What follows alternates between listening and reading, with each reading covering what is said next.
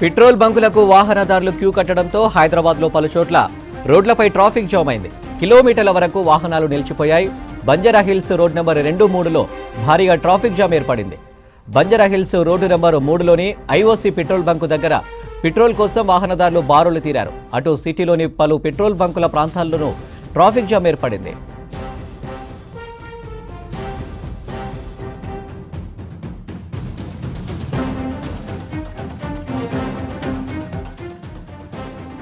ఇక వరంగల్లో పెట్రోల్ బంకుల దగ్గర పరిస్థితిపై మరిన్ని డీటెయిల్స్ కృష్ణమోహన్ లైవ్ ద్వారా అందిస్తారు. కృష్ణమోహన్, వరంగల్లో పరిస్థితి ఏంటి?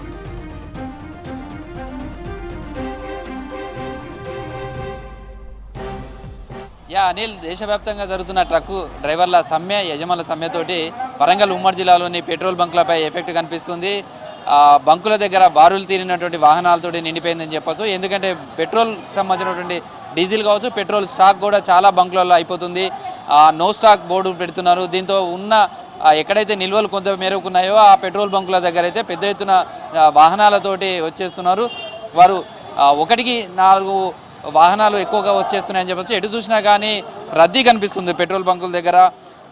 కేంద్ర ప్రభుత్వం కొత్తగా తీసుకొచ్చినటువంటి హిట్ అండ్ రన్ దీనితో రోడ్డు ప్రమాదాలు జరిగినప్పుడు గరిష్టంగా ట్రక్కు డ్రైవర్లు అక్కడ పారిపోవడమో లేకపోతే అక్కడ ఉన్నటువంటి పరిస్థితుల్లో చేస్తే వాళ్ళ మీద 7 ఏళ్ల నుంచి 10 ఏళ్ల వరకు గరిష్టమైనటువంటి శిక్షలు విధించే విధంగా కొత్త చట్టాలను తీసుకొచ్చింది. దీన్ని వ్యతిరేకిస్తూ కూడా సమ్మె బాట పట్టారు. దాని ఎఫెక్ట్ మాత్రం ఇప్పుడు వరంగల్ ఉమ్మడి జిల్లా వ్యాప్తంగా కూడా కనిపిస్తుంది.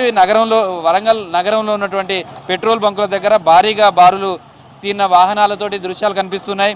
ఎటు చూసినా కానీ మొత్తం వెహికల్స్ తోటే పెట్రోల్ బంకులన్నీ కూడా నిండిపోతున్నాయి. చాలా పెట్రోల్ బంకుల దగ్గర అయితే నో స్టాక్ బోర్డు కనిపిస్తున్నాయి. ఈ సమ్మె కారణంగా వచ్చే పెట్రోల్ లారీలు ఆగిపోవడంతో స్టాక్ కూడా తగ్గిపోయింది. చాలా చోట్ల పెట్రోల్ బంకులన్నీ కూడా నిల్వలు ఆగిపోయాయి. దీంతో పెట్రోల్ పోయించుకోవడానికి వచ్చేటువంటి వాహనాలు కావచ్చు కొద్ది ఉన్న దగ్గర మాత్రం ఉంది. ఎందుకు ఇంత ఒక్కసారిగా పెట్రోల్ బంకులు చూస్తే ఇంత రద్దీగా ఎందుకు మారడానికి కారణం ఏమనుకుంటున్నారు? ఇది యాక్సిడెంట్ అయిందంటే కదా, యాక్సిడెంట్ అయి కింద పడితే ఏదో 10 లక్షల జుర్మానా, 15 సంవత్సరాల జైలు శిక్ష అన్నందుకు ఆ డ్రైవర్లంతా ధర్నా చేసడం వలన ఈ ప్రజలంతా రోడ్డు ఎక్కడం జరిగింది. అందుకని పెట్రోల్ అయిపోతుంది కావచ్చు జనం అంతా పరిగెత్తుకుంటూ వస్తారు. జనరల్గా మీరు రోజు ఎంత పెట్రోల్ కొట్టించుకుంటారు? ఇవాళ ఎంత కొట్టించుకోవాలనొచ్చు? ఇవాళ 500 ఫుల్ ట్యాంక్. ఇంకా మళ్ళీ ఎప్పుడు వస్తుందో ఇంకా దాన్ని ఫుల్ ట్యాంక్ వేయించుకుంటాం. జనరల్గా అయితే 100, 200, 300 కొట్టించుకుంటున్నాం. ఇప్పుడైతే ఫుల్ ట్యాంక్. ఇక మళ్ళీ ఎందుకంటే ఎన్ని రోజులు ధరణ అవుతుందో ఏం కథ తెలియదు కదా, అందువలన ఇలా ఫుల్ ట్యాంక్ ఎంచుకోబడుతుంది. ఎన్ని పెట్రోల్ బంకుల దగ్గర తిరిగారు? ఎట్లా ఉంది రష్? ఎట్లా? మూడోది అక్కడ ఎట్లా ఉంది రష్? ఇదే రష్ ఉండే వరకు ఇక్కడ వచ్చేవరకు ఇది కొంచెం ఇప్పుడు 1/2 అవర్ పట్టింది నాకు. అలా పిల్లలు స్కూల్కి ఉన్నారు. జనరల్గా పెట్రోల్ బంకులు ఎట్లా ఉండే అసలు మామూలుగా? ఎప్పుడు వచ్చినా కానీ కొట్టించుకొని పోయేది, ఎట్లా వచ్చి అట్లా పోయేది. ఈ రష్ వలన వల్ల ఈ ప్రాబ్లం జరిగింది. చాలా మంది ఉన్నారు. ఎట్లా ఉంది పెట్రోల్ బంకుల దగ్గర? ఎట్లా ఉందండి అసలు? ఇదండి బంక్ బంద్ అని చెప్తుంది కదా, దాని గురించే ముందుకు తీసుకున్నాం. ఎందుకు ఇంత క్రౌడ్ ఉంది? ఎందుకు బంద్ అనేది ఏమైనా ఐడియా ఉందా? యాక్సిడెంట్ అయ్యి బంద్ అని చెప్పి ఉంటుంది. ట్యాంకర్ దగ్గర యాక్సిడెంట్ అయిందంట కదా, లారీలో బంద్ అని చెప్పి అంటారు. దాని గురించి బంద్ అని చెప్పి అంటుంది. దానివల్లనే నార్మల్గా అయితే పెట్రోల్ బంకుల దగ్గర ఎట్లా ఉంటుంది? ఈ రోజు ఎట్లా ఉంది? ఈ రోజు బాగుంది. నార్మల్గా ఎంత ఉండదు. చాలా మందికి అయితే ట్యాంకర్లకు సంబంధించిన యాక్సిడెంట్ అయింది అనుకుంటున్నారు తప్ప కొత్తగా తీసుకొచ్చినటువంటి చట్టం వ్యతిరేకిస్తూ ఈ ఆందోళన అనుకుంటున్నారు. ఎట్లా ఉందండి పెట్రోల్ బంకుల దగ్గరకు వచ్చేసరికి? ఇవాళ అసలు పెట్రోల్ దొరుకుతుంది అనే కనిపిస్తుందా? కనిపించలేదు. అట్లా బాగా ప్రౌడ్ ఉన్నది అలా అంతే. ఎన్ని పెట్రోల్ బంకులు తిరిగారు? 2. ఎట్లా ఉంది అక్కడ ఆ పెట్రోల్ బంకులు? బాగా ఉన్నాయి, అంటే బాగా ఉన్నాయి. మనుషులు కారణం ఏమనుకున్నారు అసలు? ఎందుకు ఇంత పెట్రోల్ బంక్ అనేది ఐడియా ఉందా? నాకు కనిపిస్తుంది. మన టీవీలో చూస్తున్నాం, అది ట్రాఫిక్ మనది లారీస్ బంద్ అని, ట్రాన్స్పోర్టింగ్ బంద్ అని కనిపించింది. దాని గురించి బంద్ కనిపిస్తుంది. మామూలుగా నార్మల్ డేస్లో ఎంత పెంచుకుంటారు, ఇవాళ ఎంత పెంచుకుంటున్నారు? 1 లీటర్ పెరుగుతాయి, 2 లీటర్ పెరుగుతుంది అంతే.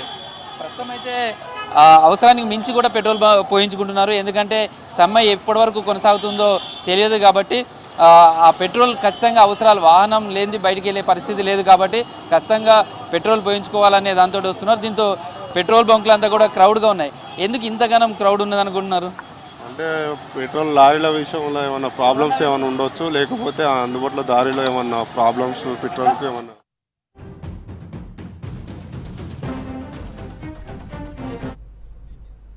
కాళేశ్వరం ప్రాజెక్టుపై మంత్రి ఉత్తమ్ మాట్లాడుతున్నారు. లైవ్ చూద్దాం. 10,000 కోట్లు, లక్షల కోట్లు ఇచ్చినప్పుడు మరి ఏం డ్యూ డిలిజెన్స్ చేసిర్రు? లేకపోతే సరే మనం ఇచ్చేద్దాం, మనము టీఆర్ఎస్ వాళ్ళు దోస్తులమే కదా, మనం కలిసి దోచుకుందాం అని చెప్పి ఇచ్చిండ్రు ఆ పైసలు. దానికి ముందు కిషన్ రెడ్డి గారు సమాధానం చెప్పాలని చెప్పి నేను డిమాండ్ చేస్తున్నా. అదేవిధంగా మేడిగడ్డ బ్యారేజ్ మీద మాట్లాడడానికి కిషన్ రెడ్డి గారు కొంతన్నా మీకు కామన్ సెన్స్, విజ్ఞత ఉండాలి. మీరు సెంట్రల్ మినిస్టర్, మీ కేంద్ర ప్రభుత్వ సంస్థలు ఫైనాన్స్ చేసినాయి. మేడిగడ్డ బ్యారేజ్ కొలాప్స్ గురించి ఈరోజు మాట్లాడుతున్నావు నువ్వు. 21 అక్టోబర్ నాడు పియర్ ఫౌండేషన్ 5 ఫీట్ కొలాప్స్ అయిపోయినప్పుడు మీరు విజిట్ చేసిండ్రా? మరి 21 అక్టోబర్ అంటే ఈరోజు ఏం తారీఖు? జనవరి 2వ తారీఖు. కేంద్ర ప్రభుత్వం ఫైనాన్స్ చేసిన ప్రాజెక్టు తమరు కేంద్ర మంత్రి మరి ఇన్ని నెలలు, ఇన్ని వారాల పాటు తమరెందుకు విజిట్ చేయలేదు? ఆ రోజు 21 అక్టోబర్ నుంచి 3rd డిసెంబర్ రిజల్ట్స్ వచ్చినాయి. 7 అనుకుంటాం ఆ ప్రమాణ స్వీకారం. ముఖ్యమంత్రి కల్వకుంట్ల చంద్రశేఖరరావు గారు నోరు మెదపలేదు. మీరు ఎందుకు ప్రశ్నించలేదు మేము అడుగుతున్నా. మీరు ప్రశ్నించలేదు, మీరు విజిట్ చేయలేదు. కనీసం కుంగిపోయిన మేడిగడ్డ బ్యారేజ్ కి విలేకరులను కూడా అనుమతించకుంటే మీరు మాట్లాడలేదు. మొదటిసారి నేను ఇరిగేషన్ మంత్రిగా నా ఎంబడి సీనియర్ మంత్రులు జర్నలిస్ట్ తీసుకుపోయి Medigadda barrage on site inspection చేసినాము, ప్రెజెంటేషన్ చేసినాము. తప్పనిసరిగా ఏం చేయాలో చేస్తాము. We are committed. ముఖ్యమంత్రి రేవంత్ రెడ్డి గారి నాయకత్వంలో కాంగ్రెస్ ప్రభుత్వం పారదర్శకత, అవినీతి రహితమైన పరిపాలన మరి కొనసాగిస్తాం. తప్పనిసరిగా ఎవరు తప్పులు చేసినా మేము వదిలిపెట్టామని చెప్పి మరోమారు నేను మనవి చేస్తున్నా. అదేవిధంగా ఈ Kaleshwaram project central water commission 80,000 కోట్ల ఎస్టిమేట్స్ తో మంజూరు చేసినప్పుడు మళ్ళీ మీ కేంద్ర ప్రభుత్వ సంస్థల దగ్గరనే రీఇంజనీర్డ్, రీడిజైన్డ్, అడిషనల్ ఫైనాన్స్ తో మీరు పోయిన ప్రాజెక్టులకి ఎట్లా మీరు అనుమతించారు? 80,000 కోట్ల ప్రాజెక్టు వాళ్ళు 1.27 lakh crores కి పెంచిన ప్రాజెక్టు కూడా కేంద్ర ప్రభుత్వ సంస్థలే పైసలు ఇచ్చినాయి. మీ పిఎఫ్సి, పవర్ ఫైనాన్స్ కార్పొరేషన్, మీ రూరల్ ఎలక్ట్రిఫికేషన్ కార్పొరేషన్, మీ అజమాయిషీలో బ్యాంకులు మరి ఈరోజు మమ్మల్ని ఏదో బదనాం చేసే ప్రయత్నం చేస్తున్నారు. ఇది టోటలీ ఫాల్స్. తప్పనిసరిగా మేము ఏ మాట చెప్పినామో ఆ మాటకి కట్టుబడి ఉన్నామని చెప్పి నేను మనం చేస్తున్నాను. అదేవిధంగా మీరు ఏదో సిబిఐ, ఈడీ ఏదో మాట్లాడుతున్నారు. మీరు ప్రతిపక్ష పార్టీలు ప్రభుత్వంలో ఉన్న కర్ణాటకలో, హిమాచల్ ప్రదేశ్లో, వెస్ట్ బెంగాల్లో, మరి ఢిల్లీ ప్రభుత్వంలో ఎవరి అనుమతితో అక్కడున్న ఈ దేశంలో ఉన్న ప్రతిపక్ష పార్టీ నాయకులు అందరినీ సుమారు మీరు కేసులు వేసిండ్రు. మీరు చాలా మంది జైల్లో వేసిండ్రు. మరి 10 ఏళ్ల పాటు మీరు కేంద్ర ప్రభుత్వంలో ఉండి మీ దోస్తులు టిఆర్ఎస్ పెద్ద మనుషులు ఇక్కడ ప్రభుత్వంలో ఉంటే మీరంటున్నారు, ఈరోజు మీరంటున్నారు లక్షల కోట్లు దోచుకున్నారని. మరి ఎందుకు మీరు కేసులు వేయలే? ఎవరైనా ఆపినరా మీరు సిబిఐ కేసులు, ఈడీ కేసులు ఆపేయడానికి? Enforcement directorate about money laundering లక్షల కోట్లు అంటున్నారు. మీరు 10 ఏళ్ల పాటు ఏం లాలూచి పడి మీరు దేశంలో ఉన్న ప్రతిపక్ష నాయకులందరి మీద కేసులు వేసిండ్రు. కేసీఆర్ మీద కానీ, ఇక్కడ ఇరిగేషన్ శాఖ మీద కానీ ఎందుకు అసలు మీరు పట్టించుకోలేదు? అంటే ఏం మతలవుతుంది? ఈరోజు మా ప్రభుత్వం ముందుకు పోతుంటే మీరు ఏదో బురద జల్లడానికి ప్రయత్నం చేస్తున్నారు. ఇది తగదు, ఇది ఖండిస్తుందని చెప్పి నేను మనవి చేస్తున్నాను. అదేవిధంగా హైదరాబాద్ వచ్చినప్పుడల్లా నరేంద్ర మోదీ గారు, అమిత్ షా గారు, జేపీ నడ్డా గారు, ఇది కాళేశ్వరం ప్రాజెక్టు, ఏటీఎం, ఇది వీళ్ళు మరి వాళ్ళే ప్రధానమంత్రి, హోంమంత్రి దేశాన్ని నడిపించేటోళ్ళు. అప్పుడు why did the order enquiry? Why did they ask for CBI, ED things? దేశంలో ఉన్న ప్రతిపక్ష పార్టీలని, ప్రతిపక్ష ముఖ్యమంత్రులందరినీ అసలు ఉన్న దాంట్లో లేని దాంట్లో చాలా మటుకు మీరు ఇబ్బంది పెట్టారు కదా. కేసీఆర్ తో ఏం దోస్తుందని చెప్పి మీరు చేయలేదు. తప్పనిసరిగా మేము చెప్పింది చేస్తాము. అదేవిధంగా దేశం మొత్తం, రాష్ట్రం మొత్తం అడుగుతుంది. కేసీఆర్ గారి కూతురు కల్వకంట్ల కవిత లిక్కర్ స్కామ్ లో ఉందని, మరి ఆమెనేదో మీరు ఎందుకో ఏం యాక్షన్ తీసుకోలేదు? ఏం మతలబు ఉందని, ఏం టైప్ ఉందని, ఏం అండర్స్టాండింగ్ ఉందని మీకు? అదేవిధంగా ఇంకో విషయం చెప్పాలి మీకు. కాళేశ్వరం ప్రాజెక్టు మీద ఇక్కడనేమో రాష్ట్ర ప్రభుత్వం మేము అక్కడ అప్లై చేసినాం అంటారు. నేను పార్లమెంట్ లో అడిగిన ప్రశ్నకి కాళేశ్వరం ప్రాజెక్ట్ కి సంపూర్ణ రూపంలో తెలంగాణ ప్రభుత్వం ఆ రిక్వైర్డ్ ప్రిస్క్రైబ్డ్ ఫార్మాట్ లో అప్లికేషన్ నేషనల్ ప్రాజెక్ట్ స్టేటస్ కోసము అప్లై చేయలేదు అన్నారు. మరి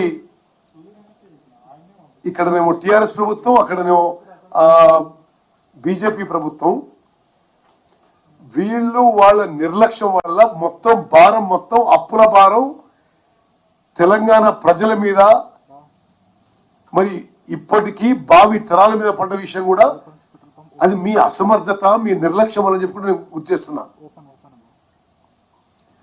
మరి గత 10 ఏళ్లుగా అనేక సందర్భాల్లో ఈ 5 ఏళ్లు నేను పార్లమెంట్ లో కాళేశ్వరం ప్రాజెక్ట్ అవినీతిపై చాలా సార్లు ప్రశ్నలు అడిగిన.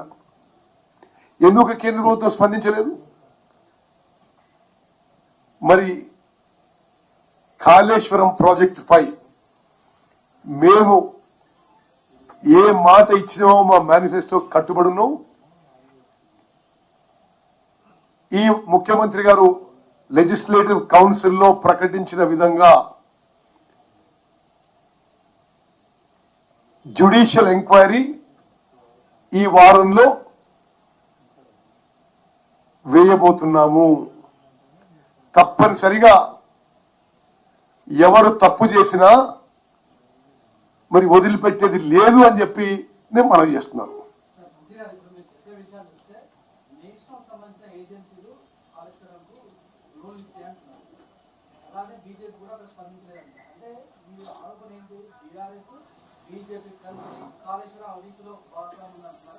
ఎస్, నేనంటే మిత్రమని కూడా విషయం మీకంటే అంటే ఇది చాలా ఇంపార్టెంట్ విషయం, మీరు గుర్తుపెట్టుకోవాలి. పవర్ ఫైనాన్స్ కార్పొరేషన్ అనే సంస్థ ఎస్టాబ్లిష్ అయింది only for power sector, only to finance power related things. స్వాతంత్రం తర్వాత ఎప్పుడు కూడా ఇరిగేషన్ ప్రాజెక్టులకి డబ్బులు ఇవ్వలేదు. బీజేపీ, బీఆర్ఎస్ కలిసి పవర్ ఫైనాన్స్ కార్పొరేషన్ యొక్క నిబంధనలు మార్చి అప్పటి వరకు ఇరిగేషన్ ప్రాజెక్ట్స్ కి ఫండింగ్ చేయొచ్చని పిఎఫ్సిలో లేకుండే అది మార్పిచ్చి పవర్ ఫైనాన్స్ కార్పొరేషన్ ద్వారా ఇరిగేషన్ సెక్టర్ కి, కాళేశ్వరం ప్రాజెక్ట్ కి కిషన్ రెడ్డి గారు భాగస్వామైన బీజేపీ గవర్నమెంట్ లక్షల కోట్ల అప్పులు ఇచ్చింది. This on record. రెండోది రూరల్ ఎలక్ట్రిఫికేషన్ కార్పొరేషన్, పేరే ఉన్నది రూరల్ ఎలక్ట్రిఫికేషన్ కార్పొరేషన్. ఎస్టాబ్లిష్మెంట్ అయినప్పటి సంగతి ఓన్లీ గ్రామీణ ప్రాంతాల్లో పవర్ సెక్టర్ బలపరచడానికి ఉపయోగించబడ్డది ఫండింగ్ అంతా కూడా. కిషన్ రెడ్డి గారి భాగస్వామైన బీజేపీ ప్రభుత్వం రూరల్ ఎలక్ట్రిఫికేషన్ కార్పొరేషన్ ద్వారా కూడా కాళేశ్వరం ప్రాజెక్ట్ కి ఫండ్స్ ఇప్పించిండ్రు, బ్యాంకుల ద్వారా ఇప్పించిండ్రు. బ్యాంకులు కమంటే ఆర్బీఐ. మరి మీ అందరికి తెలుసు, మనం ఏ బ్యాంక్ నుంచి ₹1,00,000 రుణం కావాలన్నా ఏ బడ్డీ కొట్టు పెట్టుకుందామన్నా ఏది చిన్న వెంచర్ పెట్టుకుందామా డ్యూ డెలిజెన్స్ ఎంత అవుతుంది ప్రాజెక్ట్ కాస్ట్, మీరు ఎంత పెడుతున్నారు, దాని మీద రిటర్న్ ఎంత, మీరు ఎట్లా రీపే చేస్తారు అని ఉంటాయి కదా. మరి ఇన్ని కేంద్ర ప్రభుత్వ సంస్థలు ఫైనాన్స్ చేసిన కాళేశ్వరం ప్రాజెక్టు ఆ డ్యూ డెలిజెన్స్ లో ఏం చెప్పిన వాళ్ళు? మరి మీరు కావాల్సుకొని కళ్ళు మూసుకొని మరి వాళ్ళు దోచుకొని మాకు వచ్చే వాటా మాకు వచ్చిందని చెప్పి కళ్ళు మూసుకున్నారా అనే ప్రశ్నకి జవాబు చెప్పాలి. 48 hours కాదు మిత్రమా రాములు, 10 ఏళ్ళు ఎందుకు చేయలేదు అడుగుతున్నాం ఇప్పుడు మేము. నేనేమంటున్నా 10 ఏళ్ల పాటు ఎందుకు చేయలేదో ముందని చెప్పాలి జవాబు. ఓకే, రెండో విషయం మీకు చెప్పాలి. ఎన్ఫోర్స్మెంట్ డైరెక్టరేటు అంటే నేను మొన్నటి వరకు ఎంపీ కదా, ఒక 10 రోజుల క్రితం వరకు దేశంలో డికే శివకుమార్ నుంచి మొదలు పెడితే కర్ణాటకలో చాలా మంది, హిమాచల్ ప్రదేశ్లో చాలా మంది, మమతా బెనర్జీ ప్రభుత్వంలో చాలా మంది, అరవింద్ కేజ్రీవాల్లో సగం మంత్రిత్వ శాఖని, ఎన్ఫోర్స్మెంట్ డైరెక్టరేట్ మనీ లాండరింగ్ జరిగింది, పైసల ట్రాన్సాక్షన్ జరిగినాయి, అందుకని లోపడేసిన వేసిండ్రు. కొన్ని చోట్ల ఆధారాలు ఉన్నా లేకున్నా.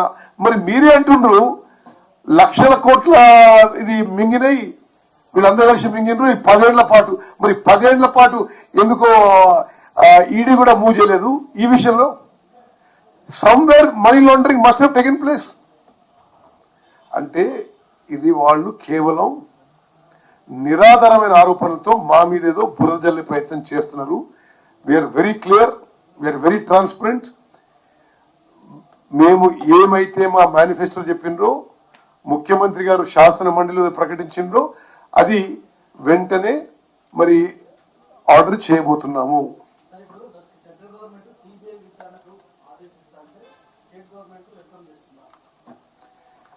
చూడు, నేను దానికి ప్రశ్న అడుగుతుంది, 10 ఏళ్ల పాటు ఎందుకు చేయలేదంటారు. నేను వాళ్ళు ఆర్డర్ చేయని దాన్ని మారదాం. నేను రాములు నేను ఒకటే ప్రశ్న అడుగుతున్నా, 10 ఏళ్ల పాటు ఏం చేసినా ముందు జవాబు చెప్పండి. సరే, మేము ఏం చేస్తామో మా క్యాబినెట్లో చర్చించుకొని చేస్తాం. బట్ మేము ఏదైతే మేనిఫెస్టోలో పెట్టినామో డెఫినెట్ గా ఇమ్మీడియట్ గా జ్యుడిషియల్ ఎంక్వైరీ సమగ్ర విచారణ జరగబోతుంది.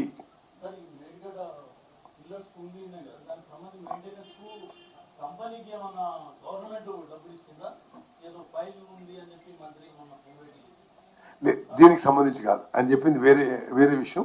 మేడిగడ్డ బ్యారేజ్కి ఇప్పుడైతే ఏమి పేమెంట్కి ఏమీ లేదు. మేడిగడ్డ అన్నారం సుందిల్ల బ్యారేజ్కి ఎవరికి ఏమి మొత్తం విషయం ఒక షేప్ వచ్చే వరకు ఎవరికి ఏం పేమెంట్ ఇచ్చేది ఉండదు.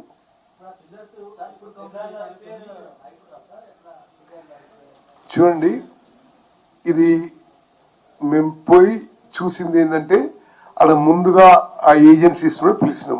ఎవరైతే ఆ పని చేసినారో ఆ పని చేయించిన ఇంజనీర్లను కూడా ఆడికే పిలిచినాం. ఇంజనీర్ల ద్వారా ప్రజెంటేషన్ ఇప్పించినాం. తర్వాత ఆన్ సైట్ విజిట్ చేసినాం. మొత్తం దాని మీద అంటే ఇన్వెస్టిగేషన్ చేసి, ఇది ఇన్వెస్టిగేషన్ అంటే లోపల పోయి తవ్వి చూసి ఎంత డ్యామేజ్ అయింది, ఏంది, ఏ విధంగా రిపేర్ చేయాలని ఇప్పుడు నిపుణులు ఆ పనిలో ఉన్నారు. డెఫినెట్లీ ఫ్యూ డేస్లో అదొక కొలిక్కి వస్తుంది. తప్పనిసరిగా ఏజెన్సీ భరించాలి.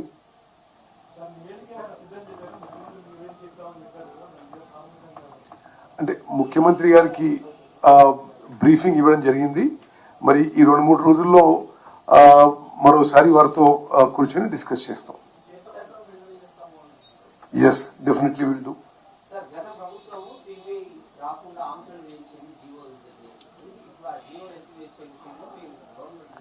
చూడండి, మాకు తెలియదు, మాకు ఐడియా లేదు. మేము 10 ఏళ్ళు ప్రతిపక్షంలో ఉన్నాం. వాళ్ళేం ఆంక్షలు పెట్టినరో అంటే ఏ రాష్ట్రంలో ఏ ఆంక్షలు పెట్టిందని చెప్పి అన్ని ప్రతిపక్షం పరిపాలించిన రాష్ట్రాల్లో కేంద్రంలో బీజేపీ పోయి దాడులు చేసిందండి.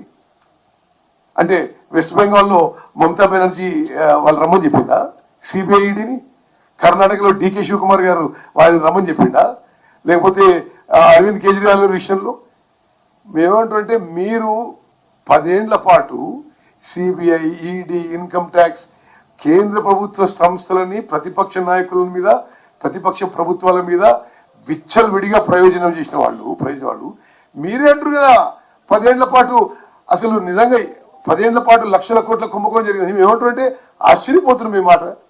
మీరు వాళ్ళు కలిసి మీరు కేంద్రంలో వాళ్ళ రాష్ట్రంలో 3500 రోజులు నడిపించిందండి వాళ్ళు. మేము వచ్చి 20 రోజుల్లో పూర్తి కాలే. ఓహో ఆహా అంటే ఎట్లా? ఇది తెలంగాణ ప్రజలు గమనించాలి. ఈ మొత్తం అవినీతిలో బీజేపీ బీఆర్ఎస్ భాగస్వాములు.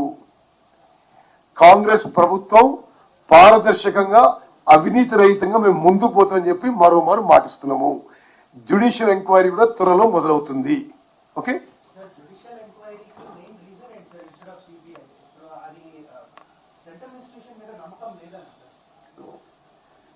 ఇప్పుడు నేనేమంటున్నా, ఇప్పుడు మేము మేనిఫెస్టోలో ఏం పెట్టినా ఒకసారి చూసుకోండి.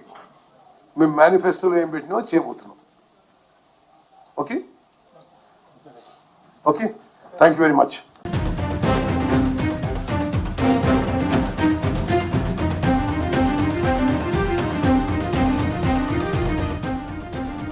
ఆయిల్ ట్యాంకర్ డ్రైవర్స్ సమ్మె కంటిన్యూ అయితే నిత్యావసరాలపై కూడా ప్రభావం పడుతుంది. పెట్రోల్ డీజిల్ లేకుండా ఎక్కడి వాహనాలు అక్కడే నిలిచిపోతాయి. ట్రాన్స్పోర్ట్ చైన్ సిస్టమ్ దెబ్బతింటుంది. సరుకులు సప్లై ఆగిపోయి డిమాండ్ పెరుగుతుంది. దీంతో ఆటోమేటిక్గా ధరలు కూడా పెరుగుతాయి. ఇతర రాష్ట్రాల నుంచి తెలంగాణ దిగుమతి చేసుకునే వస్తువులపై భారం పడుతుంది. ముఖ్యంగా కూరగాయలు, పాలు, ఇతర నిత్యావసర వస్తువులపై తీవ్ర ప్రభావం ఉండనుంది.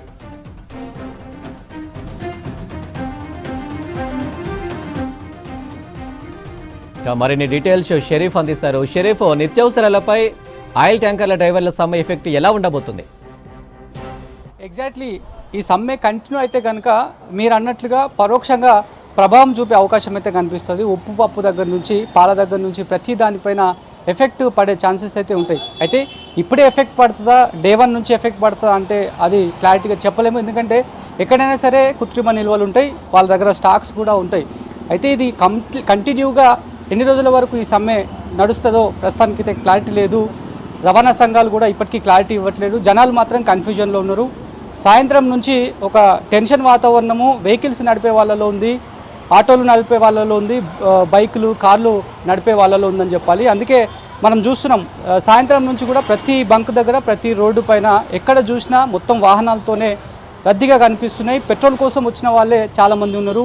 హెవీ వెహికల్స్ ఇంకా 10 తర్వాత రష్ స్టార్ట్ అవుతుంది. మరి హెవీ వెహికల్స్ స్టార్ట్ అయితే మొత్తం నగరం వ్యాప్తంగా కూడా రోడ్స్ అన్నీ కూడా జామ్ ప్యాక్గా మారే అవకాశం అయితే కనిపిస్తోంది. ఇప్పటికే రవాణా సంఘాలన్నీ కూడా చెప్తున్నాయి ఖచ్చితంగా సమ్మె పైన బ్యాక్ పోమ్ అనేటువంటి విషయం చెప్తున్నారు. వెనకడుగు వేసే ప్రసక్తే లేదని చెప్తున్నారు. అయితే ప్రధానంగా ఆయిల్ ట్యాంకర్ల డ్రైవర్ల సమ్మెకు కాల్ఫర్ చేయడంతో సమస్య వచ్చి పడింది. ఎందుకంటే కేంద్ర ప్రభుత్వం కొన్ని చట్టాలను కఠినతరం చేసింది. దాంట్లో ప్రధానంగా వీళ్లతో అనుసంధానమైనటువంటి యాక్ట్ ఏదైతే హిట్ అండ్ రన్ కేసుకు సంబంధించి హిట్ అండ్ రన్ కేసులు చాలా వరకు కూడా జరుగుతున్నాయి. ప్రతిసారి NCRB national crime record bureau గణాంకాలు చూసుకుంటే చాలామంది కామన్ పీపుల్స్ ప్రాణాలు కోల్పోతున్నారు. అభం శుభం తెలియని వాళ్ళంతా కూడా హెవీ వెహికల్స్ యాక్సిడెంట్ అయ్యి ప్రమాదవశాత్తు యాక్సిడెంట్ అయ్యి చనిపోతున్నారు. అయితే ఉద్దేశపూర్వకంగా యాక్సిడెంట్లు చేస్తున్నారంటే అది కూడా కాదు. ప్రమాదవశాత్తు యాక్సిడెంటల్గా జరగవచ్చు, ఎదుటి వెహికల్ చూడకుండా మళ్ళీ ఈ హెవీ వెహికల్కి వచ్చి ప్రమాదం జరగవచ్చు. ఇలాంటి సంఘటనలు జరిగినాయి. ఇవి ఏవి జరిగినా కూడా ఎన్సీఆర్బీ లెక్కల ప్రకారం ఈ రకంగానే ఎక్కువ కేసులు నమోదవుతున్నాయి. కాబట్టి దాన్ని నివారించడానికే ఈ చట్టాన్ని కఠినతరం చేసినామనేటువంటి విషయాన్ని కేంద్ర ప్రభుత్వం చెప్తోంది. అందుకే గరిష్ట సెంటెన్స్ ఏదైతే గరిష్ట శిక్ష ఏదైతే ఉందో 2 సంవత్సరాలు ఉంటుందో దాన్ని 10 సంవత్సరాలకి పొడిగించింది. అదేవిధంగా ఫైన్ అమౌంట్ని కూడా పెంచుతూ ఈ రకంగా నిర్ణయం తీసుకుంది, చట్టాన్ని రూపొందించింది. సో ఆ చట్టమే ప్రస్తుతానికైతే డ్రైవర్లలో ఆందోళన రేకెత్తిస్తోంది. ఓనర్ల విషయం పక్కన పెడితే డ్రైవర్లే మెయిన్గా ఆన్ ఫీల్డ్లో ఉంటారు. ఈ ఆయిల్ ట్యాంకర్స్ మెయిన్గా ఆయిల్ ట్యాంకర్స్తోనే మొత్తం ఇదంతా కూడా నడుస్తుంది కాబట్టి ఎంతే ప్రాసెస్ కూడా నడుస్తుంది కాబట్టి ఒక పెట్రోల్ పంపులో పెట్రోల్ కరువైపోతే పెట్రోల్ నిల్వలు లేకపోతే ఈవెన్ మనం ఆఫీస్ నుంచి ఇంటి నుంచి వేరే ప్రాంతానికి కూడా పోనటువంటి సిచ్యువేషన్స్ ఉంటాయి. అందరూ ఎక్కడి వారు అక్కడే స్తబ్దుగా ఉండాల్సినటువంటి సిచ్యువేషన్స్ కూడా ఉంటాయి. కాబట్టి దాంట్లో భాగంగానే సప్లై తగ్గిపోతే యాజ్ యూజువల్గా డిమాండ్ పెరుగుతుంది. ఇప్పుడు సప్లై అనేది వేరే వేరే ప్రాంతాల నుంచి మన తెలంగాణ రాష్ట్రానికి ఎగుమతులు ఇంపోర్ట్ అవుతూ ఉంటాయి. అందులో పాలు కావచ్చు, చక్కెర కావచ్చు, నిత్యావసర సరుకులు అన్నీ కూడా ఈవెన్ ఎమర్జెన్సీ మెడిసిన్ కావచ్చు అవన్నీ కూడా రవాణా మార్గంగానే వస్తూ ఉంటాయి కాబట్టి వేరే వేరే దేశాల నుంచి వస్తున్నప్పటికీ సముద్ర తీర మార్గం నుంచి వస్తున్నప్పటికీ కూడా మన వరకు మన డోర్ స్టెప్ వరకు రావాలంటే ఖచ్చితంగా అది పెట్రోలియం పైనే ఆధారపడి ఉంటుంది కాబట్టి ఇప్పుడు వాళ్ళే ధర్నాకు కాల్ఫర్ చేశారు. దేశవ్యాప్తంగా ఇదే నిరసన వ్యక్తమవుతోంది. ఖచ్చితంగా మేము వెనక్కు పోమనేటువంటి విషయాన్ని చెప్తున్నారు. ఇప్పుడు వాళ్ళు చెప్పిన తర్వాత ఇవాళ ఉదయం నుంచి అంటే ఇవాళ మధ్యాహ్నం నుంచి మనం సిచ్యువేషన్ చూస్తున్నాం.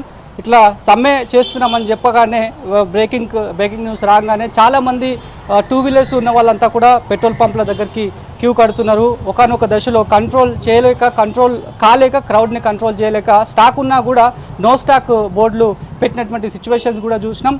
అదేవిధంగా అక్కడ ఉన్నటువంటి పోలీసులు కూడా తమకు తాము వాలంటరీగా వచ్చి వాళ్ళతో నెగోషియేట్ చేస్తున్నారు. చాలా క్రౌడ్ ఉంది, రోడ్డు పైన మొత్తం వెహికల్స్ అన్నీ కూడా నిండిపోతున్నాయి. ఇది ఆఫీస్ అవర్స్ కావడంతో ఇబ్బంది ఫేజ్ అవుతుంది. వాస్తవానికి ఈ టైం అయితే మా నార్మల్ రోడే పీక్ అవర్స్ లాగా ఫుల్ ట్రాఫిక్ జామ్ ప్యాక్ ఉంటుంది కాబట్టి సో దాన్ని దృష్టిలో పెట్టుకొని తాత్కాలికంగా మూసివేయాలనేటువంటి అడ్వైజ్ని కూడా పోలీసులు అక్కడక్కడ చేస్తున్నారు. సో ప్రస్తుతానికైతే సిటీ అంతటా ఇదే సమస్యగా మారింది. ఇక మీరు అన్నట్టుగా ఖచ్చితంగా నిత్యావసర సరుకులపైన ఎఫెక్ట్ మేజర్గా ఇప్పటి వరకు నుంచే పడకపోవచ్చు, కానీ ఈ సమ్మె ఎప్పటివరకు నడుస్తుంది? నిజంగానే కేంద్ర ప్రభుత్వం ఆ చట్టాలను రిటర్న్ తీసుకునేటువంటి పాసిబిలిటీస్ ఉంటాయా? ఆల్రెడీ చట్టం చేసింది కాబట్టి రిటర్న్ తీసుకునే అవకాశం ఉంటుందా? దీనిపైన సమ్మెకు కాల్ఫర్ చేస్తున్నారు. చాలా ప్రాంతాల్లో సమ్మెలు జరుగుతున్నాయి. ఆయా రాష్ట్ర ప్రభుత్వాలు కూడా దీనిపైన దృష్టి పెట్టాయి కాబట్టి మరి కేంద్ర ప్రభుత్వం వైపే ప్రతి ఒక్కరు కూడా చూస్తున్నారు. కామన్ మ్యాన్తో ముడిపడి ఉన్నటువంటి అంశం ఇది. పెట్రోలియం అంటే పెట్రోలియము, అదేవిధంగా నిత్యావసర సరుకులన్నీ కూడా కామన్ మ్యాన్తో ముడిపడి ఉంటాయి కాబట్టి ఈ కేంద్రం వైపే ప్రతి ఒక్కరు కూడా చూస్తున్నారు.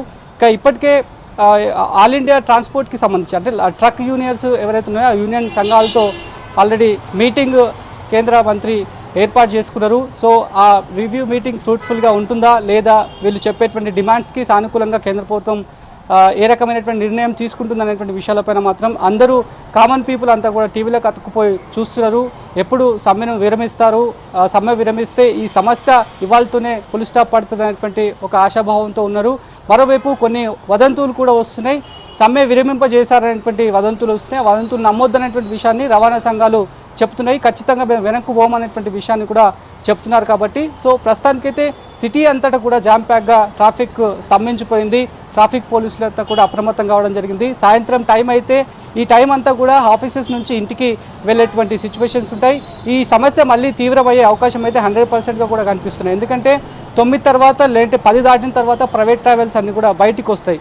ఆ ప్రైవేట్ ట్రావెల్స్ బయటికి రావడంతో మెయిన్ స్ట్రెచ్ అంతా కూడా ఇటు మియాపూర్ కావచ్చు, అదేవిధంగా అక్కడ మియాపూర్తో చూసుకుంటే మియాపూర్ నుంచి టువర్డ్స్ ఇటు ఎల్బీ నగర్ వైపు కూడా విజయవాడ హైవే వైపు, బెంగళూరు హైవే వైపు ఇవన్నీ కూడా ప్రైవేట్ ట్రావెల్స్తో నిండిపోయి ఉంటాయి. ప్రతిసారి కూడా 10 నుంచి 11 గంటల రాత్రి ప్రాంతంలో ఎక్కువ ట్రాఫిక్ సమస్యగా ఉంటుంది. అలాంటిది ఈ రోజు వెళ్ళేటువంటి ట్రాఫికే ఇప్పుడు క్లియర్ కాలేదు. ఆ ట్రాఫిక్ క్లియర్ కావాలంటే దాదాపు 1 గంట పట్టే సమయం కాస్త ఇప్పుడు 2 నుంచి 4 గంటల సమయం పడుతున్నట్టుగా కూడా ట్రాఫిక్ ఎన్ఫోర్స్ అయినటువంటి సిబ్బంది అంతా కూడా అంచనా వేస్తున్నటువంటి సిచ్యువేషన్స్ అయితే మనకు కనిపిస్తున్నాయి.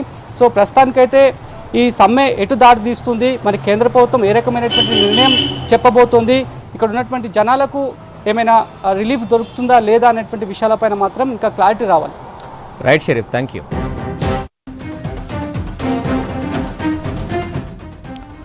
హిట్ అండ్ రన్ కేసులపై కొత్త చట్టాన్ని వ్యతిరేకిస్తూ ట్యాంకర్ డ్రైవర్స్ నిరసన చేస్తున్నారు. దీంతో పెట్రోల్ బంకుల దగ్గర రష్ పెరిగింది. గంటల తరబడి పెట్రోల్, డీజిల్ కోసం వాహనదారులు తీవ్ర ఇబ్బందులు పడుతున్నారు. జగిత్యాల పెట్రోల్ బంకుల దగ్గర వాహనదారుల ఇబ్బందులపై మరిన్ని డీటెయిల్స్ సాగర్ అందిస్తారు. ప్రభుత్వం తీసుకొచ్చిన కొత్త చట్టాన్ని నిరసిస్తూ జగిత్యాల జిల్లా కేంద్రంలో పెట్రోల్ బంకుల బంద్కు పిలుపునిచ్చారు. చూడొచ్చు, మనం జగిత్యాల జిల్లా కేంద్రంలో ఉన్నటువంటి పెట్రోల్ బంకులో ఉన్నాము. ఇక్కడ పెద్ద సంఖ్యలో వాహనదారులు ఇక్కడ పెట్రోల్ బంక్ దగ్గర పెట్రోల్ కోసం, డీజిల్ కోసం వెయిటింగ్ చేస్తున్న పరిస్థితి చూడొచ్చు. పెద్ద సంఖ్యలో అంటే చాలా పెద్ద సంఖ్యలో ఇక్కడ దాదాపు సుమారు 600 మందికి పైగా పెద్ద సంఖ్యలో ఇక్కడ పెట్రోల్ కోసం ఆందోళన చేస్తున్న పరిస్థితి. ఈ బంద్ ఎందుకు కొనసాగుతుంది? జనరల్గా అసలు బంద్ అన్నది ఏం లేదు. నిన్న సోషల్ మీడియాలో ఏదైతే రేట్లు దిగుతాయని ప్రచారం జరుగుతోటి డీలర్లు ఎక్కువ స్టాకులు పెట్టలేదు, తక్కువ స్టాక్ పెట్టారు. అనుకోకుండా ఈరోజు ఈ కొత్త చట్టాన్ని వ్యతిరేకిస్తూ ట్యాంకర్ డ్రైవర్లు స్ట్రైక్ చేయడం వల్ల ఇబ్బంది జరిగింది. స్ట్రైక్ అయిపోయింది. ఇప్పుడు అన్ని ట్యాంకర్లు బయలుదేరినాయి. రేపు ఇప్పుడు కేంద్ర ప్రభుత్వ నిర్ణయాన్ని కోసం కాదు, నిర్ణయం కొరకే ట్యాంకర్లు బంద్ చేసారు ఇవాళ. కేంద్ర ప్రభుత్వం కొత్త చట్టం తీసుకొచ్చే దానికే నిరసిస్తూ డ్రైవర్లు అందరూ స్ట్రైకులు చేశారు, బండ్లు ఆపారు. మళ్ళీ కంపెనీ వాళ్ళు ఏదో మాట్లాడి చేసి సంధించి మళ్ళీ ఇప్పుడు విరమణ. ఇప్పుడు ఈ బంద్ ఎన్ని రోజులు ఉంటుంది? బంద్ లేదు, వస్తున్నాయి, లోడ్లు వస్తున్నాయి. జస్ట్ అంటే ఫ్యూల్ అయిపోయింది, రేపటి వరకు అయిపోతుంది, క్లియర్ అయింది. ఎక్కడి నుంచి వచ్చారు? రాజరాం. దేనికోసం? డీజిల్ కోసం. ఏమన్నారు? బంద్ అని చెప్పినా? బంద్ అన్నాను కదా 3 రోజులు. 3 రోజులు బంద్ అన్నాక లైన్ పట్టినాం. పనులు ఉన్నాయా? ఉన్నాయి పనులు. ఏం పనులు?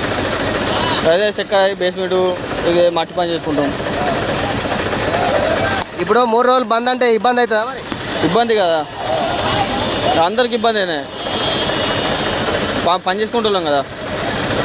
పెట్రోల్కు ఎందుకు బంద్ అట? ఎవరు చెప్పారు బంద్? ఏమో తెలియదు, అందరూ లైన్ కట్టి మేము కూడా లైన్ కట్టినాం అంతే. ఎక్కడి నుంచి ఎటు వెళ్తారు? ఏమో ఎప్పటి నుంచో మనకు తెలియదు. ఇక్కడ పెద్ద ఎత్తున పెట్రోల్ బంకులో ఆందోళన జరుగుతుంది. ఇక్కడ వాహనదారులు చాలా ఇబ్బందులు పడుతున్నారు. పెట్రోల్ లేక కొందరు పెట్రోల్ అయిపోయి వస్తే మరికొందరు స్టాక్ కోసం పెద్ద ఎత్తున బాటిల్స్ పట్టుకొని బారులు తిరుగుతున్నారు. మనతో పాటు రైతులు ఉన్నారు, అడిగి తెలుసుకుందాం. ఎక్కడి నుంచి వచ్చారు అన్న? మాది రఘురాముల కోట పక్క పొంటే. పెట్రోల్ బంక్స్ అంటే రేపటి నుండి, రేపు ఉదయం నుండి బంద్ అనే వరకు పెట్రోల్ మాకు డీజిల్, ఎందుకంటే పొలాలు ఇప్పుడు నాట్లు వేసే టైం కాబట్టి ఇబ్బందితోటి బంద్ అనే వరకు ఇప్పుడు దాదాపు ఒక 40 మంది ట్రాక్టర్ రైతులు అందరము ఇక్కడికి వచ్చి లైన్ కట్టడం జరిగింది. పొలం పనులు జరుగుతున్నాయా? పొలం పనులు జరుగుతున్నాయి అన్న, పొలాలు వేస్తున్నాం, నాటేస్తున్నాం కదా అన్న. అంటే మొత్తం బురద మట్టి ఉంది. పొలం నుంచి వచ్చిరా? ఇట్లా పొలంకి వెళ్ళి వచ్చినామన్నా. అంటే రేపటి నుండి బంధు అనే దానికి అందుకే బురదతోటి వచ్చినామన్నా. పొలం ఆల్రెడీ నాటేస్తున్నాం. అక్కడ పెట్రోల్ బంక్స్ బంధు అని తెలంగాణ మెసేజ్ రాగానే మేము వచ్చి బంక్స్ కాడికి వచ్చినామన్న. లైన్ బాగా ఇబ్బంది అవుతుందన్న మాకు. మీరు ఎక్కడ? మాది మోతాని. పొలం పనులు ఇబ్బంది అవుతుందని వచ్చినామండి మేము కూడా. అయితే పొలం ఇప్పుడు ఇవ్వాలి, రేపు ఎప్పుడు అవసరమే కదా, డీజిల్ అనేది అవసరం కదా మనకు. దాని గురించి ప్రతి దానికి వ్యవసాయ పనులకు ట్రాక్టర్స్, జేసీబీలు కానీ అవసరం ఉంటుంది. నిరంతరంగా 4 రోజులు బందులు కొనసాగితే మాత్రం ఇటు రైతులు కావచ్చు, ప్రయాణికులు కావచ్చు తీవ్ర ఇబ్బందులు పడతామని చెప్పేసి ప్రయాణికులు కావచ్చు, ఇటు వాహనదారులు చెప్తున్న పరిస్థితి. కెమెరామెన్ హరీష్తో సాగర్, V6 జగిత్యాల.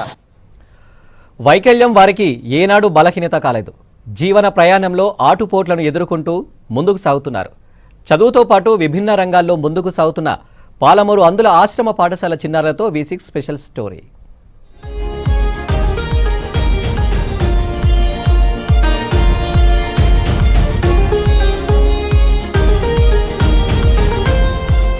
సమాజంలో భిన్నమైన ప్రపంచం వారిది. ప్రపంచాన్ని తమ చూపుతో చూడలేకపోయినా ప్రపంచాన్ని గెలిచే శక్తి వారికి ఉంది. జీవితంలో ఎన్నో ఆటుపోట్లను ఎదుర్కొంటూ విజయాలు సాధిస్తున్నటువంటి ఎంతో మంది ఆదర్శంగా తీసుకుంటూ ముందుకు సాగుతున్నారు. విజువల్ ఛాలెంజ్ ఇచ్చినారు. ప్రస్తుతం వారు మనతో ఉన్నారు, వాళ్ళతో మాట్లాడదాం. ఉన్నత లక్ష్యాలు, ఎట్లాంటి లక్ష్యాలు వాళ్ళ ముందున్నాయి తెలుసుకునే ప్రయత్నం చేద్దాం.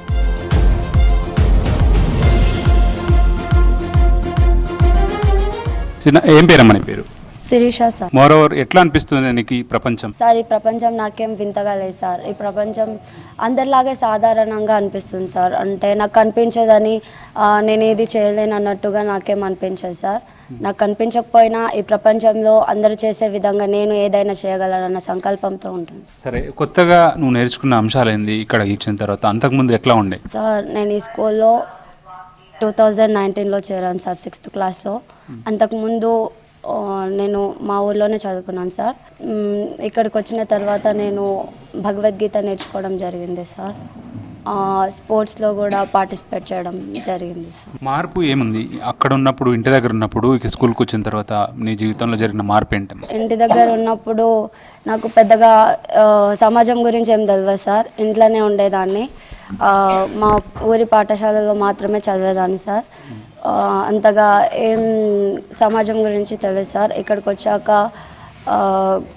కొత్తగా చాలా విషయాలు తెలిసాయి సార్. నీ జీవితంలో జరిగిన ఘటనలు, ఆ ఘటనల తర్వాత స్కూల్లో వచ్చినటువంటి మార్పులు, ఇక్కడ నేర్చుకున్న అంశాలు నీకు ఎట్లాంటి ప్రేరణ కలిగిస్తున్నాయి? December 19th డిస్ట్రిక్ట్ లెవెల్లో ప్రోగ్రామ్ జరిగినప్పుడు నాకు 2nd ప్రైజ్ వచ్చింది సార్. అప్పుడు నేను అనుకుంటే ఏదైనా సాధించగలను అన్న కాన్ఫిడెన్స్ లాంటిది జరిగింది సార్. ఇప్పుడు భగవద్గీతలో నీకు వచ్చిన శ్లోకాలంటే ఎన్ని అధ్యాయాలు వస్తాయి? వాటి గురించి ఏం చెప్తావమ్మా? సార్ భగవద్గీత మొదటి అధ్యాయ మొత్తం వస్తుంది సార్. మొదటి అధ్యాయంలో 47 శ్లోకమ్స్ ఉంటాయి సార్, అవి చెప్పగలను. తృతీయ అధ్యాయ కర్మయోగలో 22 వస్తాయి సార్. ఆ శ్లోకాలు కొన్ని పాడతామమ్మా? ఫస్ట్ అధ్యాయ శ్లోకాలు చెప్తాను సార్. ధృతరాష్ట్ర ఉవాచ ధర్మక్షేత్రే కురుక్షేత్రే సమవేతాయుత్సవః మామకాః పాండవాశ్చైవ కిమకుర్వత సంజయ. సంజయ ఉవాచ సంజయ ఉవాచ దృష్ట్వా తు పాండవానీకం వ్యూఢం దుర్యోధనస్తదా ఆచార్యముపసంగమ్య రాజా వచనమబ్రవీత్ పశ్యైతాన్ పాండుపుత్రాణం ఆచార్య మహతీం చ మూం వ్యూఢాం ద్రుపదపుత్రేణ తవ శిష్యేన ధీమతా అత్ర శూరమహేశ్వాసాః భీమార్జున సమాహ్యుధి యుయుధానో విరాటశ్చ ద్రుపదశ్చ మహారథః. భగవద్గీత వల్ల మనకి లైఫ్లో ఎట్లా జీవించాలి అనేవి తెలుస్తాయి సార్. ఆ శ్లోకమ్స్కి తాత్పర్యం మనం చదివినట్లయితే ఆ తాత్పర్యం మన లైఫ్లో ఎలాంటివి చేయాలి, ఎలాంటివి చేయొద్దు లాంటివి తెలుస్తాయి సార్. ఇప్పుడు నువ్వు జీవితంలో నీ లక్ష్యం ఏంటి? ఏ మెట్టు ఎక్కాలనుకుంటున్నావు? నా లైఫ్ గోల్ వచ్చేసి IAS కావాలని సార్, ఇండియన్ అడ్మినిస్ట్రేటివ్ సర్వీస్. కనిపించదు అని నేనేది చేయలేను అలా ఫీల్ అవ్వడం లాంటివి చాలామంది చేస్తారు సార్. కానీ ఎలాగైనా కష్టపడి IASకి కావాల్సిన నాలెడ్జ్ని సంపాదించి లైఫ్లో IAS అయ్యి చాలామందికి స్ఫూర్తిగా నేను మారాలనుకుంటున్నాను సార్. మరికొంతమంది చిన్నారులు వివిధ రంగాల్లో కూడా వాళ్ళు ప్రతిభ కనబరుస్తున్నారు, వారితో మాట్లాడదాం. స్కూల్కి వచ్చిన తర్వాత ఇక్కడ వచ్చిన తర్వాత పరిసరాలు, వాతావరణం, మీ ఫ్రెండ్స్తో ఉన్న తర్వాత నీ జీవితంలో కలిగిన మార్పు ఏంటి? అంటే ఎవరితో ఎలా ఉండాలో తెలిసింది సార్. అంటే బయట ఉంటే ఎలా వాడితే అలా ఉంటాం, ఇక్కడికి వచ్చి స్కూల్కి వచ్చినాక ఇంకా ఎవరితో ఎలా ఉండాలో నేర్చుకుంటాం. కొమురం భీమోడో రగరాగా సూర్యుడై రగలాలి కొడుకో కాల్ముక్త బాంచేనని వంగి తోగాల కారడవి తల్లికి పుట్టానట్టేరో జునుము గద్దెకు తలను వంచి తోగాల తుడుము తల్లి పేగుల పెరగానట్టేరో భూతల్లి సనువాలు తాగానట్టేరో కొమురం భీమోడో కొర్రాసు నెగడోలే మండాలి కొడుకో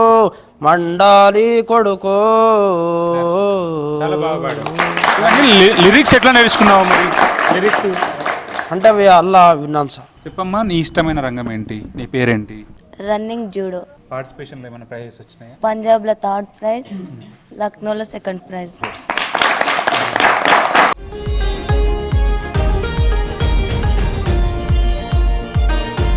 స్కూల్లో మీ రోజు దినచర్య ఏముంటుంది? ఉదయం నుంచి సాయంత్రం దాకా చెప్పమ్మా.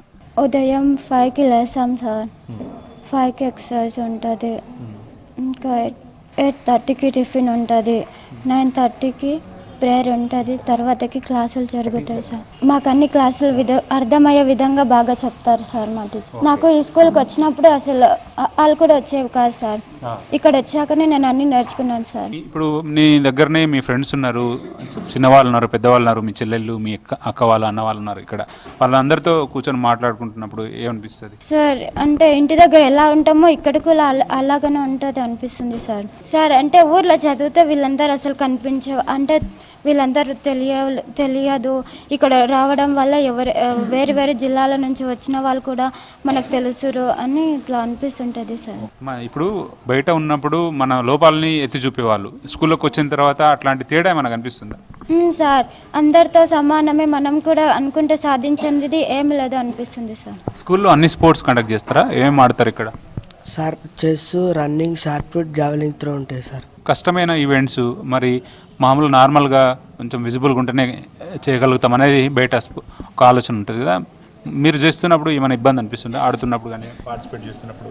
విజయం ఉంటుంది సార్, ఒక్కసారి చూపిస్తే ఆడగలం సార్. ఆడగలుగుతారు సార్. ఇప్పుడు మనతో పాటు ఇక్కడ చాలా కాలంగా పనిచేస్తున్నటువంటి టీచర్ ఉన్నారు. ఇది ఒక పెద్ద స్కూల్, రాష్ట్రంలోనే ఒక యూనిక్ నెస్ కలిగి ఉన్నటువంటి పాఠశాల. ఇది స్కూల్ గురించి చెప్పండి. మీరు ఎంతకాలంగా ఈ స్కూల్లో ఉన్నారు? సార్, ఈ స్కూల్లో నేను 2008 నుండి ఇక్కడ పనిచేస్తున్నాను. ట్రైన్డ్ గ్రాడ్యుయేట్ టీచర్గా పనిచేస్తున్నాను. నా మెయిన్ సబ్జెక్ట్ వచ్చేసి సోషల్ స్టడీస్, కానీ సోషల్ స్టడీస్ టీచర్స్ ఎక్కువగా ఉన్నారు. హిందీ టీచ్ చేసే సబ్జెక్ట్ టీచర్స్ లేకపోవడం వలన నాకు హిందీ భాషలో ఉండే ప్రావీణ్యాన్ని బట్టి హిందీ టీచర్గా పనిచేస్తున్నాను ఇక్కడ. ఓకే. ఇప్పుడు ఇక్కడ చిన్నారులు బయట నుంచి వచ్చిన తర్వాత వాళ్ళ పర్స్పెక్షన్ వేరే ఉంటుంది, ఇక్కడికి వచ్చిన తర్వాత ఒక భిన్నమైన మార్పు కనిపిస్తుంది. విద్యార్థుల్లో అట్లాంటి మార్పు ఎట్లా సాధ్యమవుతుంది? పరిసరాలకు తగినట్లుగా మోల్డ్ కావడమే మానవ జాతి యొక్క సహజ లక్షణమై ఉంటుంది. ఇక్కడికి రాగానే పిల్లలు తోటి పిల్లలను చూసి, తర్వాత ఉపాధ్యాయులుగా మేము చెప్పేటటువంటి విధి విధానాలను అనుసరించి వారు తమ జీవితాలను సహజంగానే మోల్డ్ చేసుకుంటారు. ఆ విధంగా మేము వాళ్ళకు కూడా మోల్డ్ చేసుకునే విధంగా తర్ఫీదు కూడా ఇస్తాం, ప్రత్యేక శిక్షణ కూడా ఇస్తాము. ఏ విధంగా మనం ఉండాలి, ఏ విధంగా ప్రవర్తించాలి అనేటటువంటి అంశాలను వాళ్ళకి ఎప్పటికప్పుడు తెలియజేస్తూ ఉంటాం. కాబట్టి వాళ్ళలో గుణాత్మకమైనటువంటి పరివర్తన వస్తుంది. ఓకే.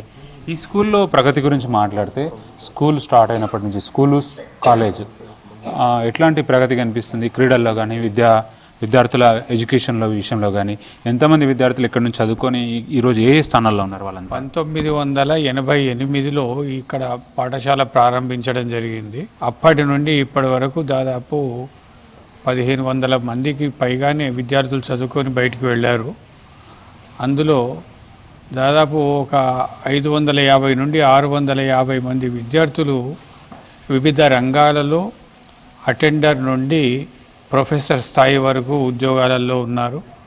తర్వాత బ్యాంకింగ్ సెక్టార్లో ఎక్కువ మంది అకామిడేట్ అయ్యారు.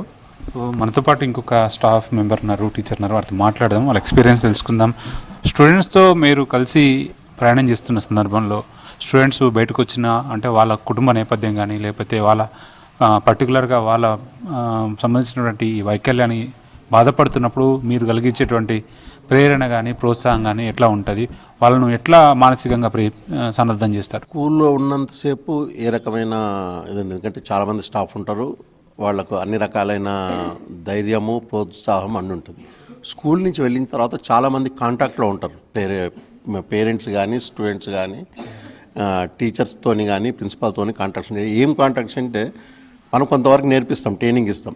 మేము నేర్పించే ట్రైనింగ్ ఏంటంటే ఒక సైటెడ్ స్టూడెంట్ మార్నింగ్ లేచినప్పటి నుంచి రాత్రి పడుకునే వరకు అన్ని రకాలైన, even not only education, all round అన్ని రకాలైన పనులు ఏ విధంగా చేసుకోవాలనో ఆ విధంగా 10th వరకు అన్ని రకాలైన పనులు అతను చేసుకోవాలి. అంటే ఈ పిల్లవానికి ఏం ఆబ్జెక్షన్ అవ్వదు. ఇవి including crossing of all the roads, including Bombay road ఎట్లా క్రాస్ చేయాలి, తర్వాత మీ అటువంటి వాళ్ళు వస్తే ఎలా మాట్లాడాలి, మా అటువంటి వారితో ఎలా మాట్లాడాలి, తల్లిదండ్రులతో ఎలా బిహేవ్ చేయాలి, ఇది అంతా నేర్పించాం. ఇంటికి వెళ్ళడమే తక్కువ, ఇంటి నుంచి తీసుకురావడం కూడా అదేవిధంగా తక్కువ ఉంటుంది. పిల్లలలో చాలా డిసిప్లిన్ ఉంది ఇక్కడ మేము చూస్తున్న పిల్లలలో. బిలో లెవెల్లో ఫస్ట్ టైం కొంచెం అడ్జస్ట్మెంట్ బిహేవియరు, టెన్షన్ బిహేవియరు అది ఉంటుంది. What we learn means these people should not be eradicated. అంటే ఒకవేళ we can't control if it is. Once discipline ఉన్న వాళ్ళే పైకి వస్తున్నాం. మా బోనఫైడ్ మేము మా ప్రిన్సిపాల్ బోనఫైడ్ ఇస్తే మా దగ్గర చదువుతున్నాడని చెప్పండి, దాని మీద పెన్షన్ అకౌంట్లో పడే విధంగా ఏదైనా ప్రభుత్వం మేలు చేస్తే బాగుంటుంది. చిన్నారున్నారు, వారితో మాట్లాడదాం. ఏం పేరు నాన్న పేరు? ఏ క్లాస్ చదువుతున్నావు? 5th. బాగుందా స్కూల్? బాగుందా? ఎక్కడ మీ ఊరు? ఏ ఊరు? సో ఇది చిన్నారుల సంబంధించినటువంటి భావన, అభిప్రాయం. రాష్ట్రంలో ఒక అరుదైన పాఠశాల ఇది. ఇక్కడ క్రీడలు, దాంతోపాటు విద్యారంగంలో కూడా ఎంతో ప్రగతి సాధిస్తున్నటువంటి విద్యార్థులు ఉన్నారు. సో గత సంవత్సరంలో ఉన్నటువంటి అనుభవాలను, జ్ఞాపకాలను నెమరేసుకుంటూ కొత్త సంవత్సరంలోకి అడుగెడుతున్నటువంటి ఈ విద్యార్థులందరికీ ఆల్ ద బెస్ట్ చెప్తూ అందరికీ మరోసారి happy new year. Cameraman Srinivas కలిసి బాలకృష్ణ, V6 న్యూస్, మహబూబ్ నగర్.